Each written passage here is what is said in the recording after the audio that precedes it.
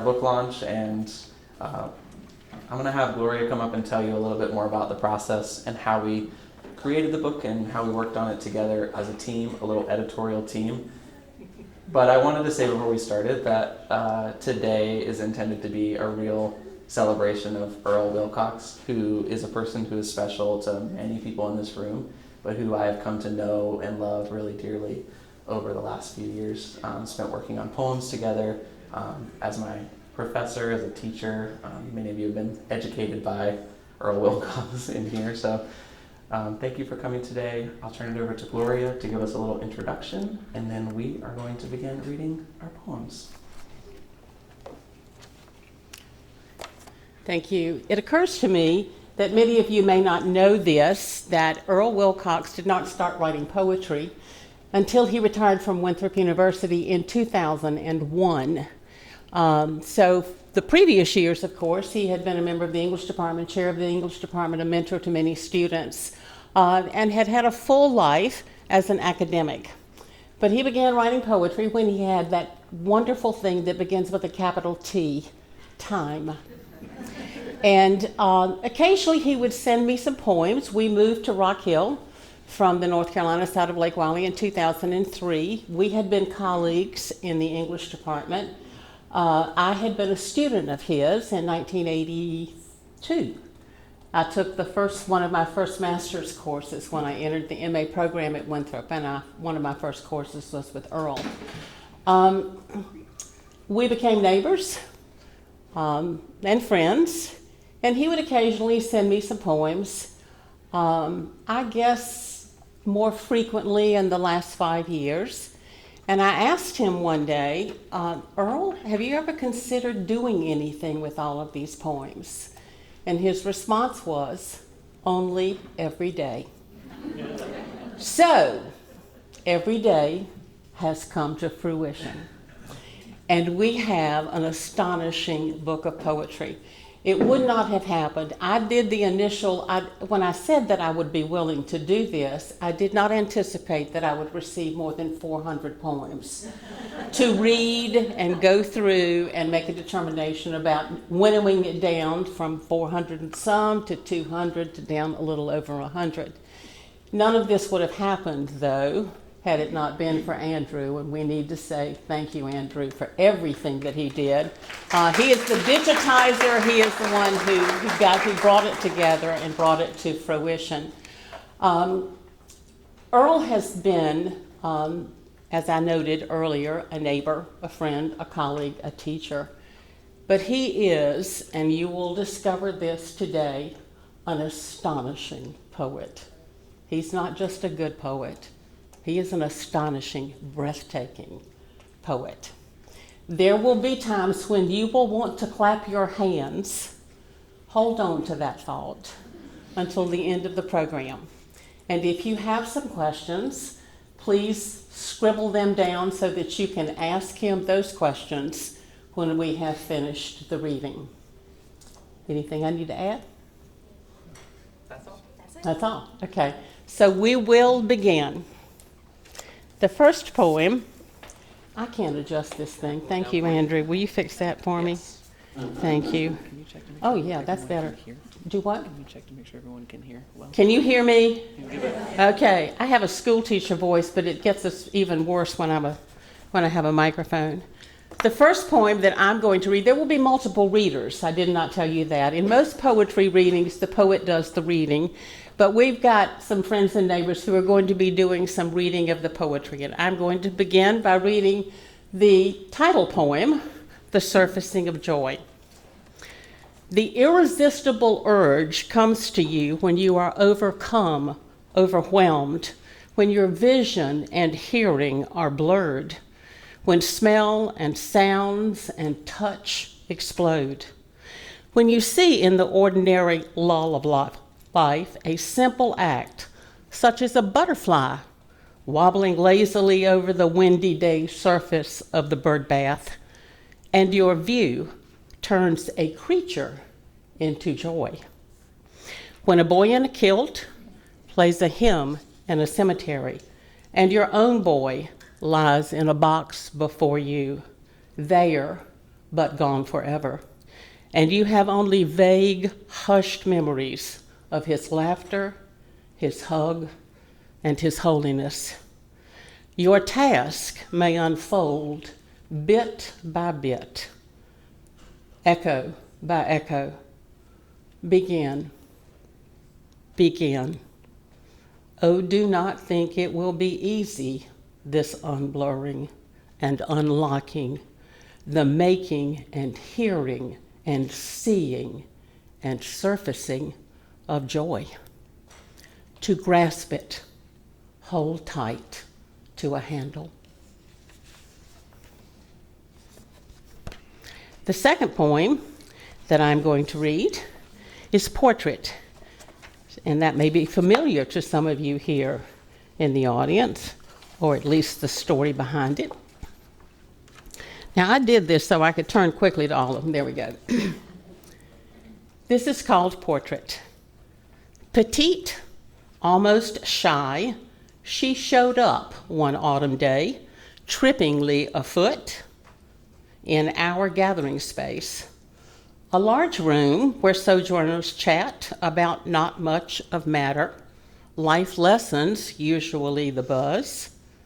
This wisp of a woman fidgets around the room, more like a wee honeybee than a butterfly. Sighing and swaying, she's seldom still enough to catch. Some think she did not live here on our campus, but I've seen her going up in the elevator once. One said the sprite talked about books and authors, a love of teaching. If you were a mind to hear her out, as she was deliberate, helpful. One day, a year or so after her arrival with us, on a calm, wintry morning, she was still musing among folks about weather prophets or the odd idea that angels sit on the head of a pen.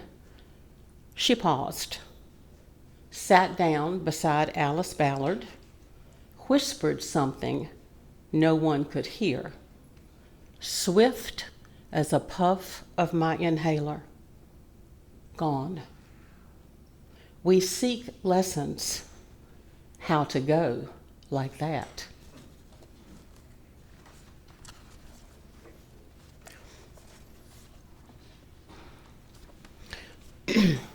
The next poem is entitled Play It Again, Son. The long black sleeves slip over my skinny, splotched hands, poking out of snapped down wrists of his favorite leather jacket, passed on to me before he died.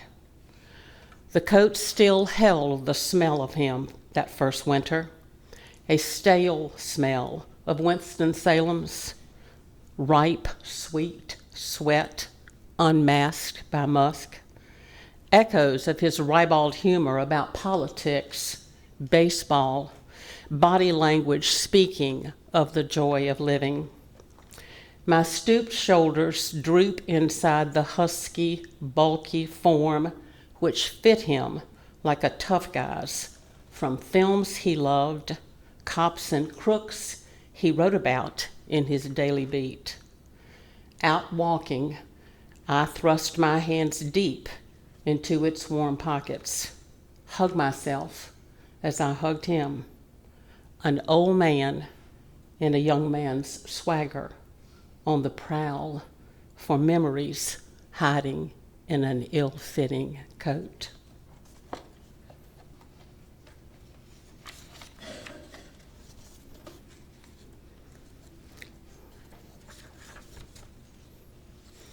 This next poem is Even Old Men Cherish Valentines.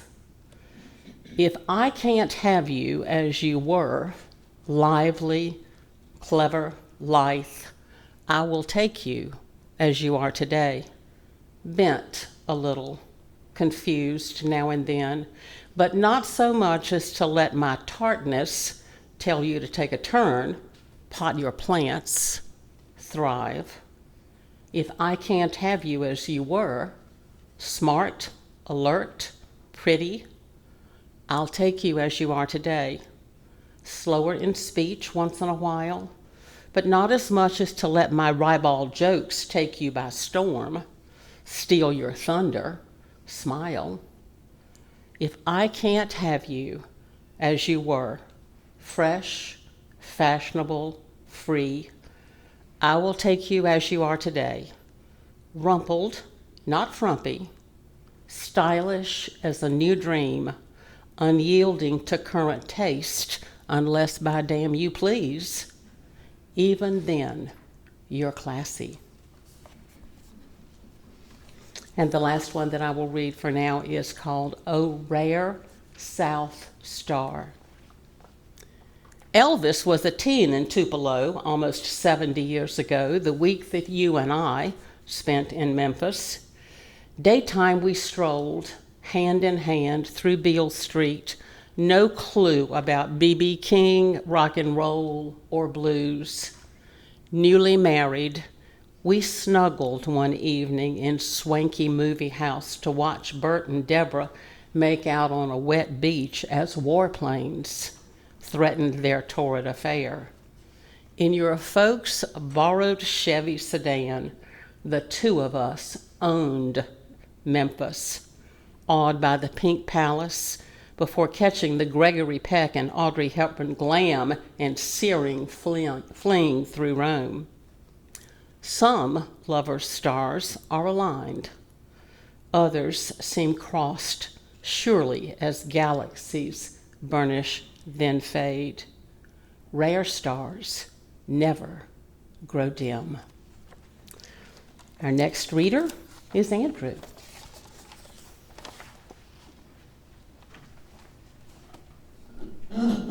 Can you imagine that Gloria Jones called me on the phone one day and said, I've got about 120 or so poems, and I think we should put them into a collection.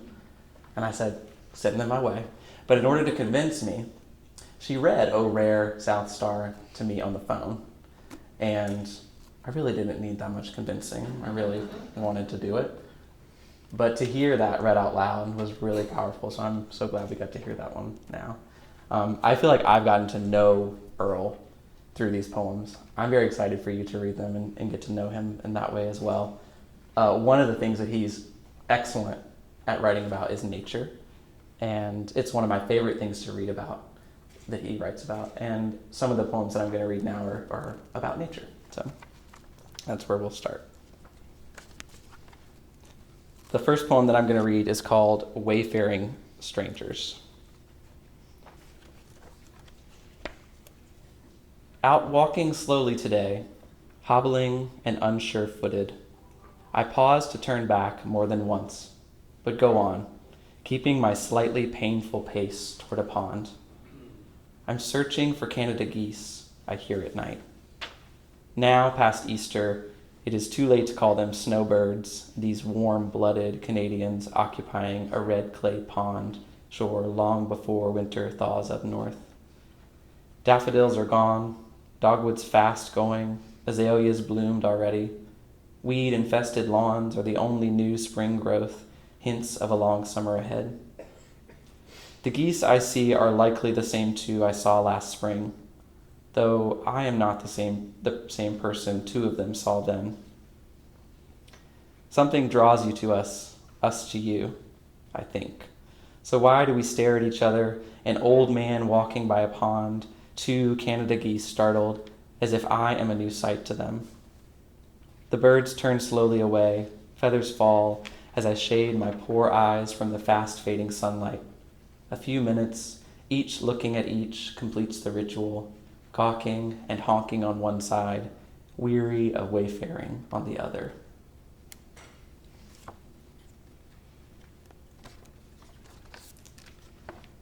The next poem is called Awash in Light. Some of you may recognize the setting of this poem. I'm at breakfast in a large dining room of a retirement home where yesterday I took up my future. Dimly, I see a montage of empty tables, hear the kitchen staff laugh as they prepare food for meals. One sings a gospel tune.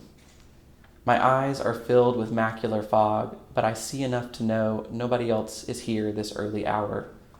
I pick at my eggs and grits, sip coffee, rearrange bacon, ignore butter packets, Smucker's jam.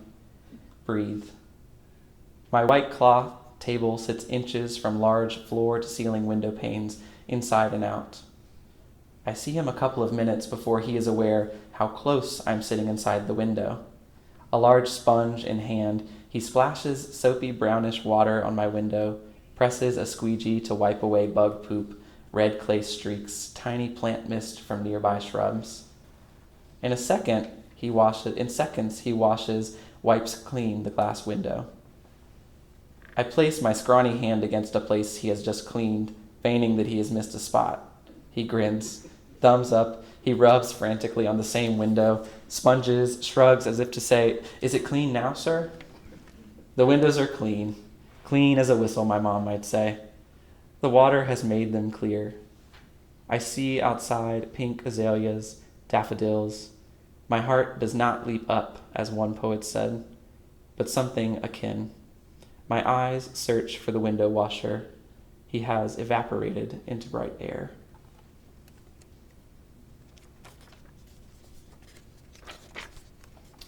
The next poem is called A Country for Old Men. Yeats may spin in his gyre forever if he thinks Carolina is no country for old men. Here in springtime, play and sing an abundant variety of finches, cardinals, wrens, chickadees, added to our lovely lyrical-throated mockingbird, our somber mourning dove, our saucy sparrow. In summer's sultry seasons, hummingbirds whir like tiny candy dervishes, and downy woodpeckers tap their pockety-pock-pock, pecking despite Tiffany bluebirds browsing for high-rise boxes, and brawny thrushes thrum titillating melodies atop thickets and trellises.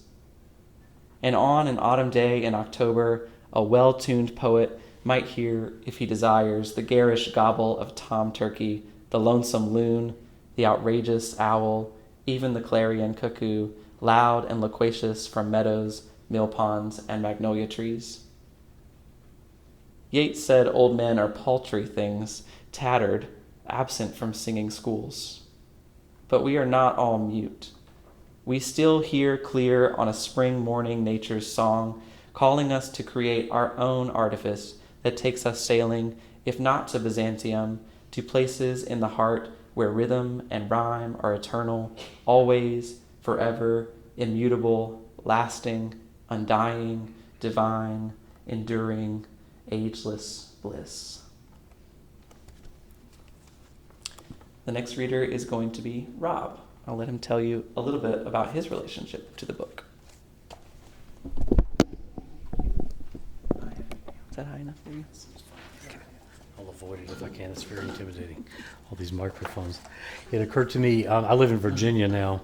It occurred to me driving here, I met this man 41 years ago this month when I wandered into his freshman composition class at Winthrop. Now, how many people keep in touch with their freshman composition teacher 41 years later? He's become one of the most important mentors in my life. He led me, guided me, was a sounding board throughout my academic career, which I wouldn't have had without him, because I should say this, I was a chemistry major when I was in his freshman composition class. And I was probably the most obnoxious 18-year-old he probably had encountered at that point. He's nodding. Did you just nod? I think he nodded when I said that. But I made my way through. I don't think I ever got better than a B on a paper, and that was intentional on his part, I believe. But I remember walking across campus one day. I can almost remember the spot. And every time we'd see each other and sort of have these little exchanges, he would say things like, "Well, you're going to maybe decided to come declare English major yet?" And one day I think something clicked and I said yes. So I did. There's a little more nuance to it than that, but I owe him an awful lot for being here. So even though the bees. I don't know if I get over the bees, but I'm going to read two poems that he asked me to read, which I could never have imagined that the freshman composition teacher I met in 1982 would have written. The first one is called Bear Meat. The growl is salty to my tongue. Perhaps undercooked, you whisper to me. Sitting by our campfire, you gently chide my whining, smile at my genial grumbling. Rest assured, I still hear you placate this savvy town lad late that night in cold Carolina mountains. Before we made love, after eating, we hummed hiking tunes, lyrics we'd left behind years before. At home, hunkering among rocks and ticks, you loved me tender, boy cub whose tastes lean toward public teeth picking, hair dabs with spit, slurps of warm Schlitz. You know my growl, fuzzy mind, gnarly nails, with salt or sweet, wild or tame, together we steer safe paths through this uproariously grisly world. And the second poem I'll read is called Touching All the Bases. More than 50 summers ago, the first May of our young marriage, Stan Musial hit 5 homers one Sunday against the New York Giants. He needed 2 games to circle the bases, 5 times in an era when doubleheaders were common as 25-cent hot dogs. We lived in a cramped upstairs apartment cooled by a box fan, wedged between windows, wore few clothes while listening to radio baseball. You were hot in a tiny halter top, short shorts. I sweltered in skimpy swim trunks. Our bodies were pumped, swelled by each pitch, fired up by each other and a record heat wave. By the time Stan hit number 5, our body heat had worn us down to a trot. In that electric box seat hovel, you and I joined Stan more than once, celebrating his round trippers. Thank you. Liza. I'm the shortest of the bunch, so, all right. Everyone hear me? Great. So I am Earl's grandchild, the only biological one, but one of many, many adopted ones at this point. My name was Sarah Elizabeth before I changed it to Eliza Alexander. So if you see anything that references SEPW, like the poem that I will read in a few minutes, that's me. And what I want to say about the first thing I want to say is Rob did not tell you this, but he is responsible for the cover art that is on this book, this beautiful cover art, as well as the art that is on the back. Which really brought this book together aesthetically, and we are so grateful for having his artistic vision on the project. The other thing I'll say about my relationship to this project is I've been getting poems in my email inbox since email was invented for me as a 7-year-old. And so to see all of these put together in one place, the thing that I think stands out is my dad writes about, which is what I call him, he writes about the ways it means to love people in a world where sometimes you're not entirely sure what that's going to look like. And that's what these poems are to me. This poem is called John Travolta Stars in My Flick. JT is humming a tune, sitting on a 3-legged stool, graying hair slicked down. He is not wearing the shiny white suit which fit his trim figure so snugly in the heady days of Saturday night fever. In our scene, John is dressed in old jeans and a tee, like me. Faint flecks of snow or feather shards seem to shroud his sloping shoulders. We smoke and chat like chums, telling jokes. I ask him, how come you and I are sitting on a tiny patio sipping soda pop? And why do you keep telling me how much you like Tom Hanks and a star I don't know, saying they're pretty shitty when you get to know them? You stand up, hike your pants in a shrug like a teenager. I wonder why. I ask him, what does it mean, you appearing in my flickering dream? You speak so warmly, John, and act like a friend long lost, eager to talk about the good old days, which, so far as I recall, you and I never had at all. You mention our high school friends, our fave teachers, but you know good and well we did not go to the same school. Like voices in many of my dreams, I hear yours clearly, as if I had talked to you yesterday. I notice your teeth have sheen. You laugh easily, chuckle at a lame remark I make about Hollywood and stars and their phony aura. What else can I do, John? This dream is making me feel important, like you came calling to tell me something. When I get up to pour us another drink, you grab the pitcher before I can replenish our paper cups. I ask him, why are we drinking out of paper cups anyway? I need to know. We walk to the edge of the patio, his arm around my shoulder. We gaze into the open sky. Before my very eyes, like a fading preview trailer, Travolta dissolves into the night. And next up is the poet himself.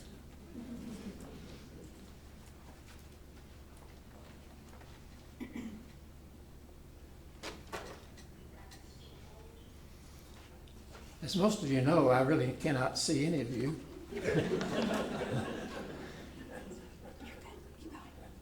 So I've been saying to people all afternoon, it's good to see you. And I want you to understand that's a metaphor. I cannot really see you.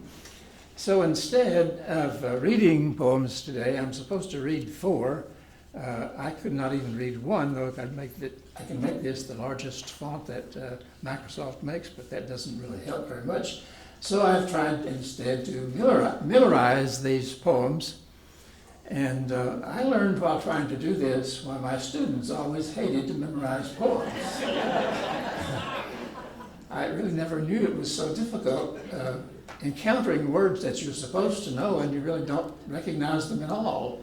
And it also made me understand that I could have done better on some of these poems for sure.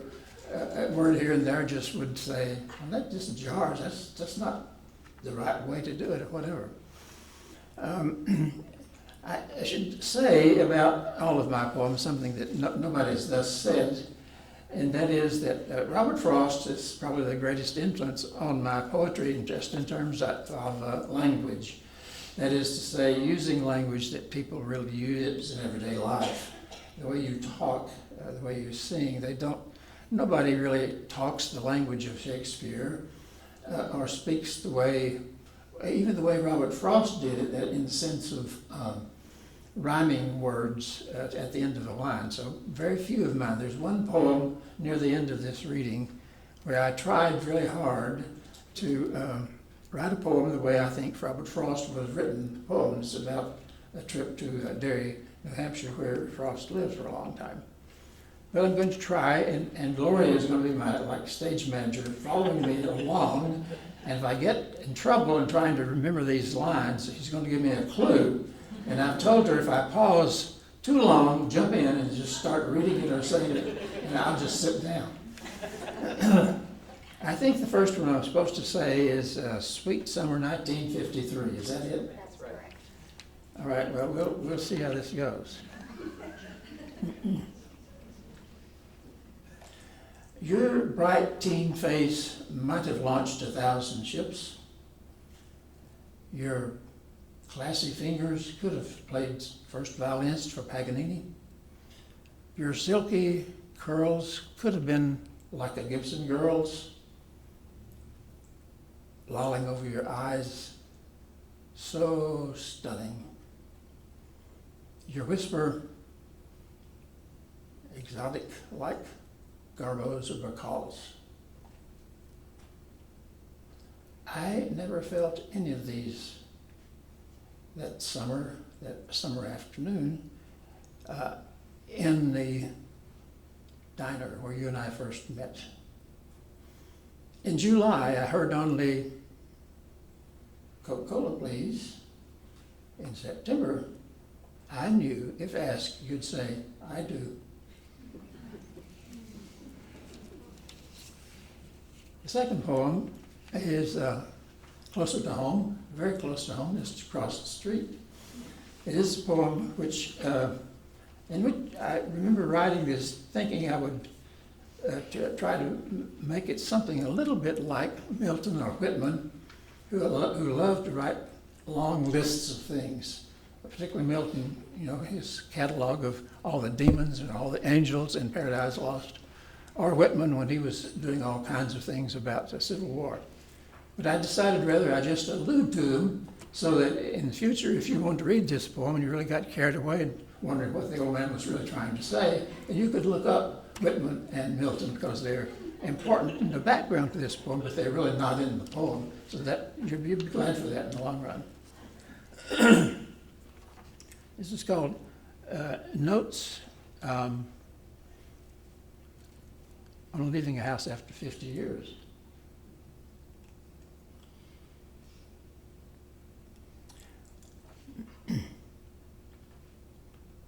By many ancients' reckoning, 5 decades is but a puff in the wind, a tick on the clock of time. Summing up by comparison needs far too many tropes to catalog, as Milton or Whitman might. A few more than Miss Dickinson did in leaving her house of many years where rooms were as familiar to her as butterflies or little poots. My leaving this house is more like Frost traveling to Florida at winter time, or south to Boston on occasion. Trips which beckon and inspire you to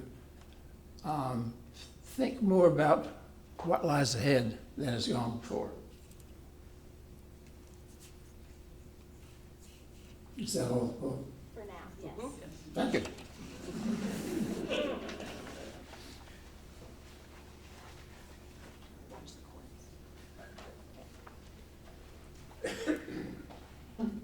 We're not doing a dual reading, but we wanted to stand up here together. Do you want to introduce yourself before we start? Or you want to wait for your poem? I'll do it for my poem. Okay. This poem is called Mowing for SEPW. The title of this poem was cribbed from Robert Frost. I'm sorry he used it first, but I will not let his luck stand in my path to claim it too. This poem has none of the mysterious aura surrounding Frost's. Nothing here will entice readers like those who believe they know Frost's meaning about a whispering, smooth scythe. No hay, just grass we're mowing this morning. The mowing my granddaughter does today for the first time is a different thing. A preteen, she wants to learn how to mow grass, not with a scythe, but a lawnmower. The venerable Powercraft push mower, a family friend for 2 generations, has been put out to pasture some years ago. My Toro mower, with gears and gadgets to please, waits patiently to be primed, coughed itself into starting, then drones happily as a June bug on an oak. I mow a row back and forth, show her some minor hazards such as rocks and toads. Another poet probably used that toad earlier too, but never mind. Or baby birds and the occasional black or green garden snake, the kind that lives in fescue grass or cool clay among us in Carolina. After a couple of rounds, she has the knack of it. No more reason for me to stand nearby commenting about strands of grass which hadn't been mowed closely enough, or her lackadaisical lapse in overlapping. No point in saying here you mowed well, or there's a patch needs work. My concern was not the straight row or the amount of time she took. She knows I'm watching while she mows, even if I'm not there. I will be looking long after she quits mowing this morning. Hello, everybody. I'm Garrison Stevens. The first time I met Earl Wilcox was through a phone call. I was with Eliza Alexander and Andrew one day. Earl had called Eliza Alexander to see what was going on, what was happening. And they had mentioned me several times in conversation to Earl. And Earl said, hand that phone to Garrison. I need to know what is his business, what is going on, and what is he doing. And so from that day forth, I felt like an extension of his family. And I am very delighted to be here today, to be in his business for once, and to be able to honor him with this book. So I'm going to read Standing on the Beach at High Tide on page 101. We stand on the beach at high tide, feel October's chilling mists cover us with spray, muted, as if dressing us for a windy walk on a late autumn afternoon. Silhouetted before the sun, we have been here before, shading our eyes, hoping to sight the elusive dolphins at work or play, as if seeing them were a holy event, a sign of something we can't quite explain. Wily or wise creatures, we ask, understanding little about their thoughts. Perhaps they surfaced now and then to peer at us. Perhaps they find us evasive and feckless. I doubt we discern much about their world. Still, we stand on the beach at high tide, wrapped in our thoughts and the mist. No sighting today. It's just a game. At sunup or sundown, no one ever seems to know the score.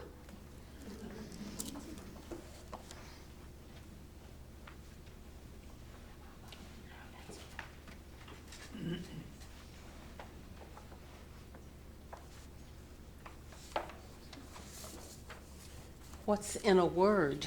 Oops, thank you. I'm not as tall as Garrison. There you go. Thank you.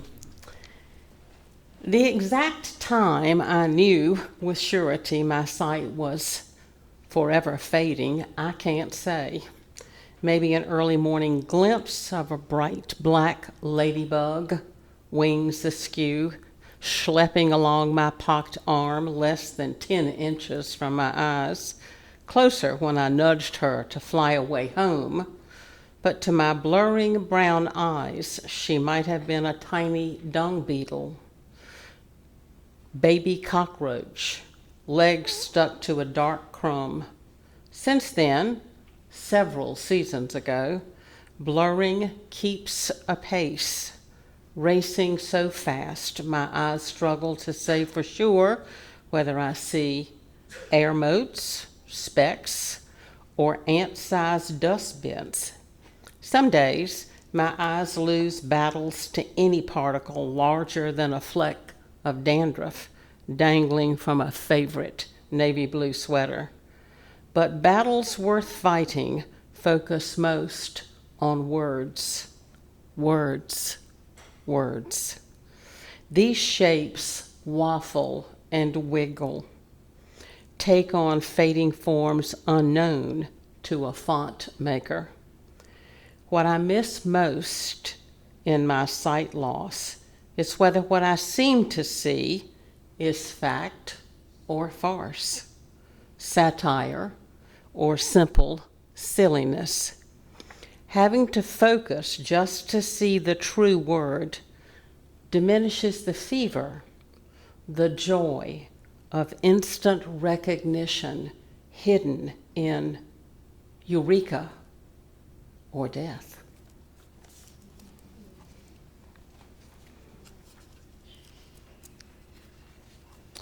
And as Earl noted just a few minutes ago, Robert Frost has always been one of his favorite poets. He is also one of my favorite poets, a thing that we've shared and talked about. Many people think of Frost as some sweet little gentle old man who writes poetry about the New England snow. Oh my goodness, we do not know. That is not the case. But this line comes from one of his poems, and it is an homage to Robert Frost after apple picking. Just there, near the southern center corner of the house, next to our bedroom, between the drive and the bricked dog walk, the Yoshina cherry tree has begun its fall leaf shedding. The tree is one of two we planted in memory of our son, now gone a dozen years. Today we notice a large limb covered with dark brown leaves springing from the middle of the graying trunk. Many leaves have already turned black, curled inward. Golden yellow leaves on other branches seek to hide the blackening limb, but we see it. In afternoon sunlight, one can't miss the unhappy truth. We consider options, but feel anything we try to save it won't matter. My wife says, let's wait until spring. Give the branch time. See if a mild winter will revive it. Are we fools to hope? Perhaps the foolish need a long winter to sleep peacefully.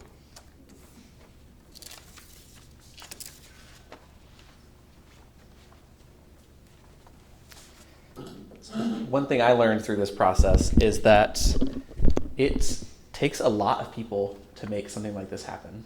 So I wanted to do, before I read my final poems, a quick thank you. Thank you to Earl for spending a long time writing these poems. Nearly 20 years of poems are represented in this book. Thank you to Gloria for bringing me into the project and also for being a support in times when we did not know what to do with which poems we had. We had no clue which ones were going to go. And he kept adding them after we had made our final selection. I couldn't choose. I wanted more. Thank you to E for being my support throughout the process and also, making sure that I was able to do it with Earl and meeting Earl and all of that. Garrison, my fiance, listening to me complain about having to read the poems about 10 times.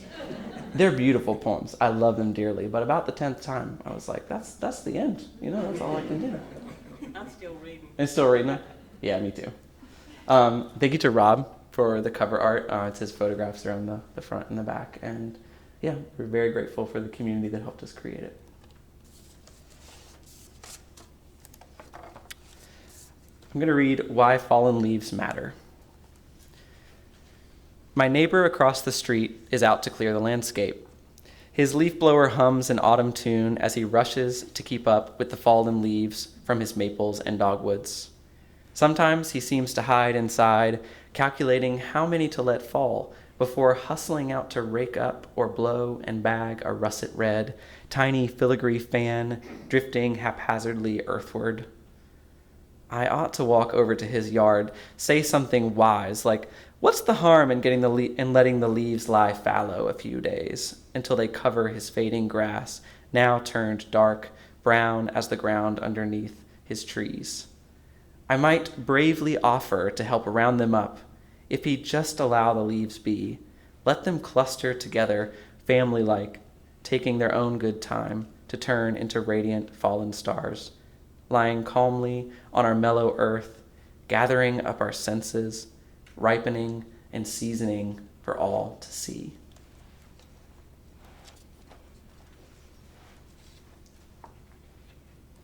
This is called Aging Adonis and Circe Celebrate. One of the great joys of reading the poems are the love poems that Earl writes about Betty, and this is one of those, and I'm excited to read it for you.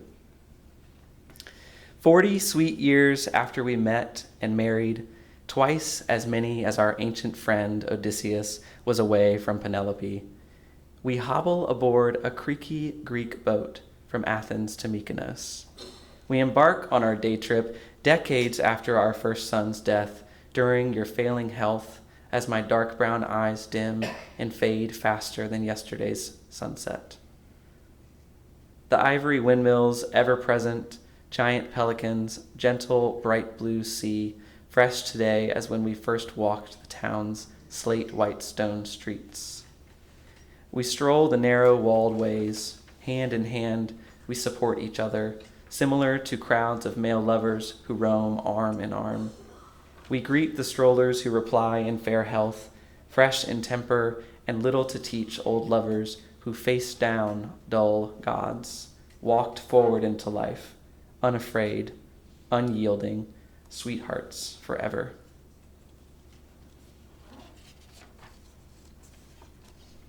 This is another poem inspired by Robert Frost that Earl mentioned earlier, Once Upon a Road to Derry.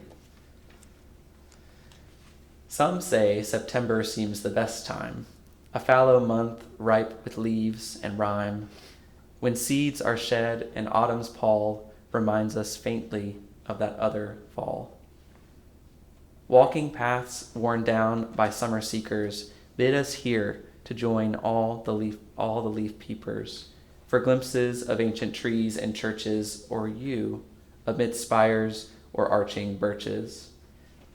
Down lanes near Derry we search for brown apple trees, or by some fluke your chicks, long ago plucked bare by poets or rustics who little care that you would have known they were trespassing on soil you might have wanted to keep for a future hiking trail or softball field.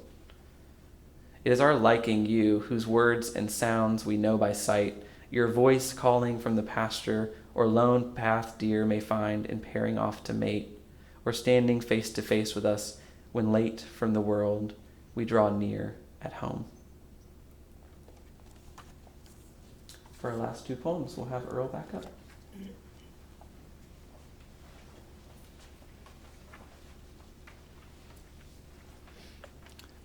Okay, we're almost through. You've endured so far. Okay, I'm going to read one first called I See Tonight.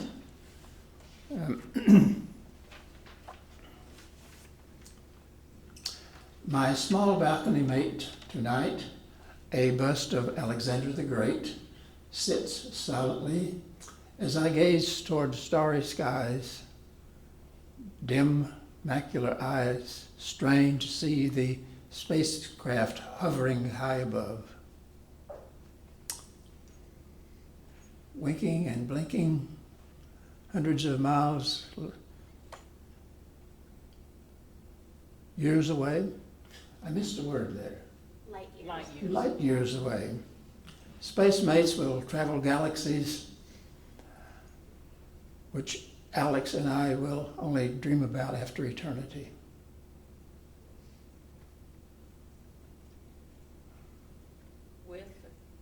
With myriad of planets left to conquer.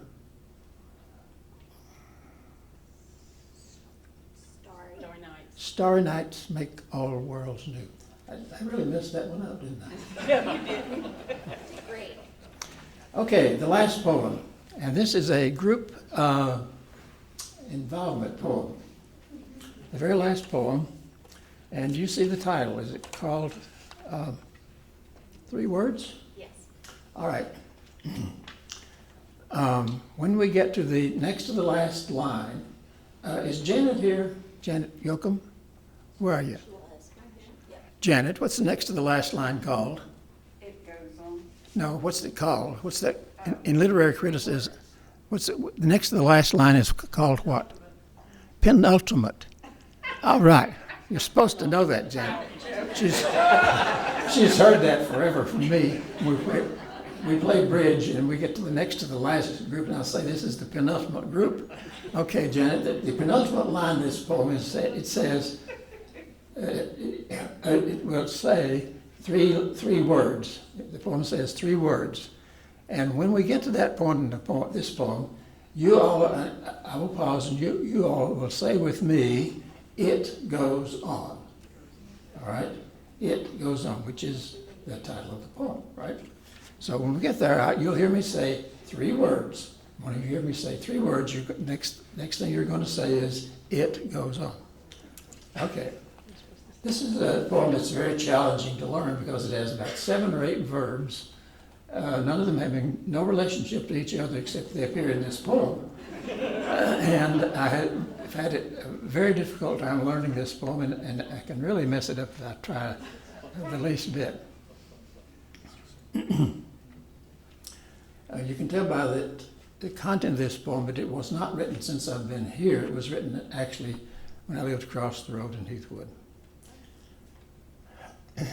Nearing 90, he approaches every dawn precisely, counts every step to retrieve his daily newspapers,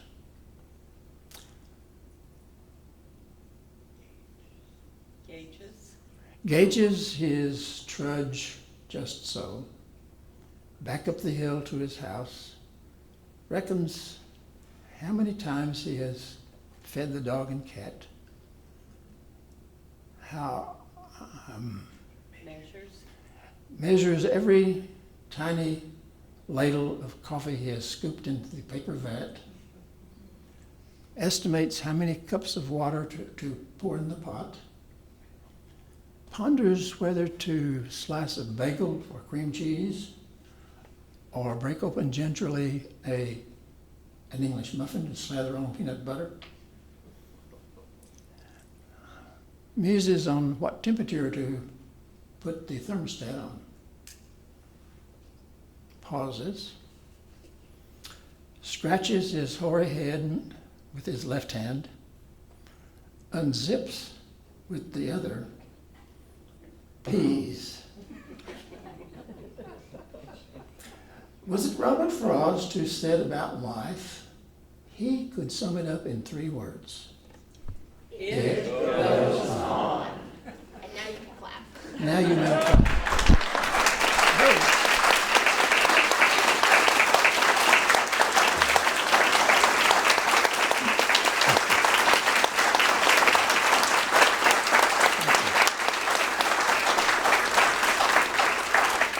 Several of you have asked me questions. I can tell you there are 2 people here who have asked me a lot of questions about poetry. That's Buzz and Frank. They eat meals with me every night. And from time to time I have sent them poems, and we've had a regular session at our meal in which they're talking to me, what's going on in this poem? What do you want? And what does this mean? And Buzz and I have almost converted Frank. I think Frank's going to be a poet one of these days. He's just catching on to it just about right. But if there's a question or 2 that you would like to ask me about poetry or one of these poems, have at it. If you want to ask me anything, this is the time. There will be a quiz. I will ask one that I know several people are thinking about. All right. Why did you start writing poetry in 2001? Well, I think it's because for the first time since I can recall, I didn't have to go to a class or prepare a class or do anything. I had no real assignment to do anything. I actually had hours during the day in which I needed to fill with something. And my eyes were getting worse all the time, which meant I could not read the way I'd always read before. You know, a novel every other day or whatever, the complete works of everybody I'd ever heard of. And so I had to stop reading, but I couldn't just let my brain go totally fallow. So somehow poetry occurred to me. It has not been mentioned, but there are 2 other people who are involved in the creation of my poetry. One of them is Jackson Pollock. And in the book, you will find a long quotation by Jackson Pollock, which talks about the creative process and about art and about his artwork that inspired me to create art. And the other is, the dedication of this book is to a woman who has passed away, who agreed to take my poems by email, and I would send them to her 2 or 3 a day sometimes, and critique them as if she was a teacher, which she was, and tell me how this was not a good poem. And I wrote a lot of really lousy poems at the beginning, and not quite as many lousy ones as the time went on. So I guess the answer is I had time and discovered I had a person who would listen to my poetry and critique them. I mean, really, she would just say, this is a bad poem, or this is not the right word, this is not the right line, throw this away. I mean, just really, really bad. And about the 10th year, she said, maybe you should send this to someone. So I did. I didn't tell Garrison or whoever read Touching All the Bases. I do write a lot of poems about baseball, which I think a lot about, and it became my mantra for trying to figure out if I could write something that would be published. And so, about 30 poems on baseball have been published in all kinds of places. I think somebody over there had one. Yes. I just wanted to say that, like you, I lost a son. Yes. Unfortunately, I had him for over 40 years, but I did lose him quite suddenly. And the poem you read, the very first poem, it was all I could do not to cry. Yeah. It was so true. Right. And it's okay to cry about poetry. That tells you it's gotten where it's supposed to be into you. Thank you. I think we have a question. Yes. What's the question? Right here. That's you. What's your process, Earl? Do they fall out of the sky fully formed, or do you focus on the structure first, or a phrase first? What's your process?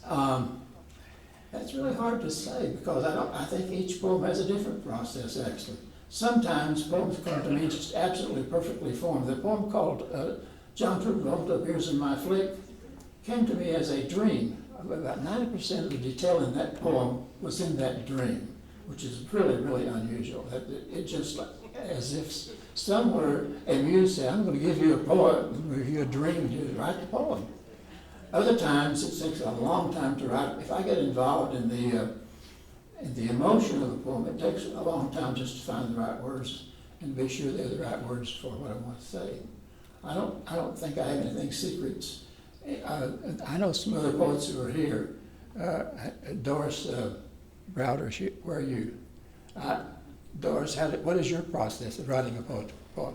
Just start writing and keep writing on the same topic, and eventually phrases come to you, Yeah, and we build on that. yeah. But as you said, you write a lot of junk.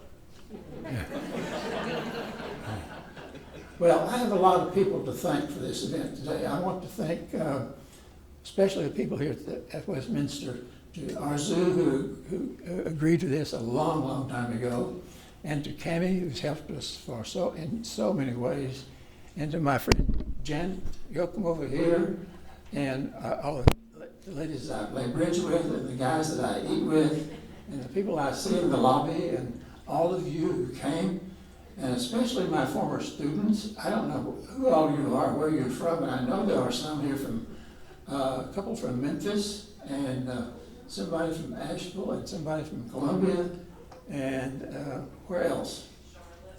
Charlotte. Somebody from Knoxville. And Knoxville, that's right. And from Knoxville and Asheville, and some others from this former Down the student. street. Yeah, from down the street. Thank you all for coming. And if you want to purchase the book, they're available over there, but it is not, you do not have to buy a book. This is primarily a poetry reading. If you want to buy the book, that's a good thing. And why would you not want to read these multiple times? Thank you.